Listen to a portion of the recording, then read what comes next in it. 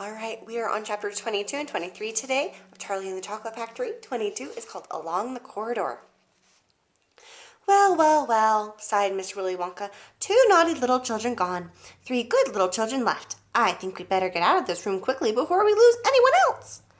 But Mr. Wonka, said Charlie Bucket anxiously, will Violet Beauregard ever be all right again, or will she always be a blueberry? They'll dejuice her in no time flat, declared Mr. Wonka. They'll roll her into the dejuicing machine, and she'll come out just as thin as a whistle.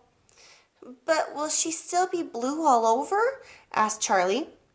She'll be purple, cried Mr. Wonka. A fine, rich purple from head to toe. But there you are. That's what comes from chewing disgusting gum all day. If you think chewing gum is so disgusting, said Mike TV, then why do you make it in your factory? I do wish you wouldn't mumble, said Mr. Wonka. I can't hear a word you're saying. Come on, off we go. Hurry up, follow me. We're going into the corridor again. And so saying, Mr. Wonka scuttled across to the far end of the inventing room and went through a small secret door hidden behind a lot of pipes and stoves. The 3 remaining children, Veruca Salt, Mike TV, and Charlie Bucket, together with the 5 remaining grown-ups, followed after him. Here they are in the corridor. You can see Grandpa, and you can see our main character, Charlie, and there's Willy Wonka. Charlie Bucket saw that they were back in one of those long pink corridors with many other pink corridors leading out of it. Mr. Wonka was rushing right along in front, turning left and right and right and left, and Grandpa Joe was saying, "Keep a good hold of my hand, Charlie. It would be terrible to get lost in here." Mr. Wonka was saying, "No time for any more messing about. We'll never get anywhere at the rate we've been going."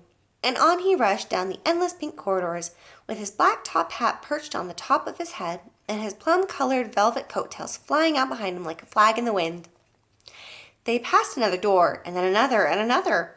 There were doors every 20 paces or so along the corridor now, and they had something written on them, and strange clanking noises were coming from behind several of them, and delicious smells came wafting through the keyholes, and sometimes little jets of colorful streams shot through the cracks underneath.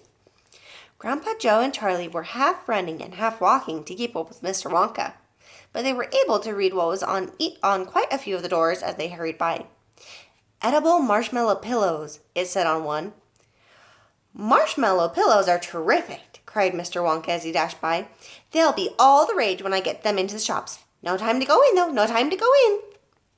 "Lickable wallpaper for nurseries," it said on the next door. "Lovely stuff, lickable wallpaper," cried Mr. Wonka, rushing past. "It has pictures of fruit on it. Bananas, apples, oranges, grapes, pineapples, strawberries, and snozberries." "Snozberries?" said Mike TV. "Don't interrupt," said Mr. Wonka. "The wallpaper has pictures of all these fruits printed on it, and when you lick the picture of a banana, it tastes like a banana. When you lick a strawberry, it tastes like a strawberry. And when you lick a snozberry, it tastes just like a snozberry." "But what does a snozberry taste like?" "You're mumbling again," said Mr. Wonka. "Speak louder next time. On we go. Hurry up." "Hot ice cream for cold days," is said on the next door. "Extremely useful in the winter," said Mr. Wonka, rushing on. "Hot ice cream warms you up in the freezing weather. It also makes hot ice cubes for putting in hot drinks. Hot ice cubes make hot drinks hotter." "Cows that give chocolate and milk," is said on the next door. "Ah, my pretty little cows," cried Mr. Wonka. "How I love those cows." "But why can't we see them?" asked Veruca Salt. "Why do we have to go rushing on past all these lovely rooms?" "We shall stop in time," called out Mr. Wonka. "Don't be so madly impatient." "Fizzy lifting drinks," is said on the next door. "Oh, those are fabulous," cried Mr. Wonka. "They fill you with bubbles, and the bubbles are full of a special kind of gas, and the gas is so terrifically lifting that it lifts you right off the ground, just like a balloon, and up you go until your head hits the ceiling, and there you stay." "But how do you come down again?" asked little Charlie. "You do a burp, of course," said Mr. Wonka. "You do a great big, long, rude burp, and up comes the gas, and down comes you. But don't drink it outdoors. There's no knowing how high you'll go, or if you'll get carried away if you do that. I gave some to an Oompa Loompa once out in a backyard, and he went up and up and up and disappeared out of sight. He was very sad. I never saw him again." "He should have burped," Charlie said. Of course he should have burped, said Mr. Wonka. I stood there shouting, burp, you silly guy, burp, or you'll never come down again. But he didn't, or couldn't, or wouldn't, I don't know which. Maybe he was too polite. He must be on the moon by now. On the next door, it said, square candies that look round. Wait, cried Mr. Wonka, skidding suddenly to a halt. I am very proud of my square candies that look round. Let's take a peek. All right, no pictures on that one, but we will have a picture on this next one. Chapter 23, Square Candies That Look Round. Everybody stopped and crowded to the door. The top half of the door was made of glass. Grandpa Joe lifted Charlie up so that he could get a better view. And looking in, Charlie saw a long table, and on the table there were rows and rows of small white square-shaped candies.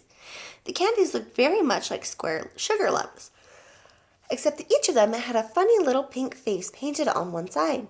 At the end of the table, a number of Oompa Loompas were busily painting more faces on more candies. There you are, cried Mr. Wonka, square candies that look round. They don't look round to me, said Mike TV. They look square, said Veruca Salt. They look completely square. But they are square, said Mr. Wonka. He never said they weren't.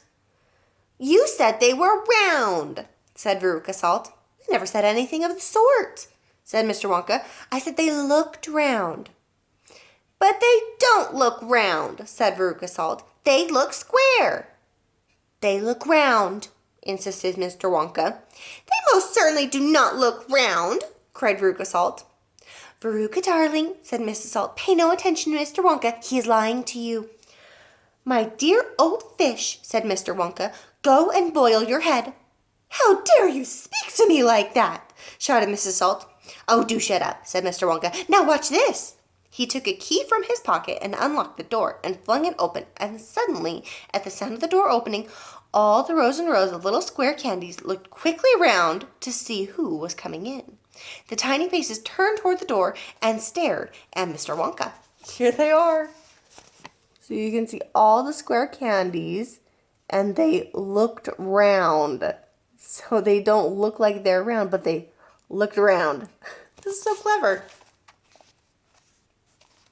There you are, he cried triumphantly. They're looking round. There's no argument about it. They're square candies that look round. By golly, he's right, said Grandpa George. Come on, said Mr. Wonka, starting off down the corridor again. On we go, we mustn't dawdle. Butterscotch and butter gin, it said on the next door as they passed. Now that sounds a bit more interesting, said Mr. Salt, Veruca's father.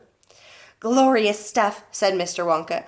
The Oompa Loompas will all adore it. It makes them tiddly. Listen, you can hear them in there now, whooping it up. Shrieks of laughter and snatches of singing could be heard coming through the closed door. They're drunk as lords, said Mr. Wonka. They're drinking butterscotch and soda. They like that best of all. Butter gin and tonic is also very popular. Follow me, please. We really mustn't keep stopping like this. He turned left. He turned right. They came to a long flight of stairs. Mr. Wonka slid down the banisters. The three children did the same. Mr. Salt and Mrs. TV, the only women now left in the party, were getting very out of breath. Mrs. Salt was a great fat creature with short legs, and she was blowing like a rhinoceros. This way, cried Mr. Wonka, turning left at the bottom of the stairs. Go slower, panted Mrs. Salt. Impossible, said Mr. Wonka. We should never get there in time if I did. Get where?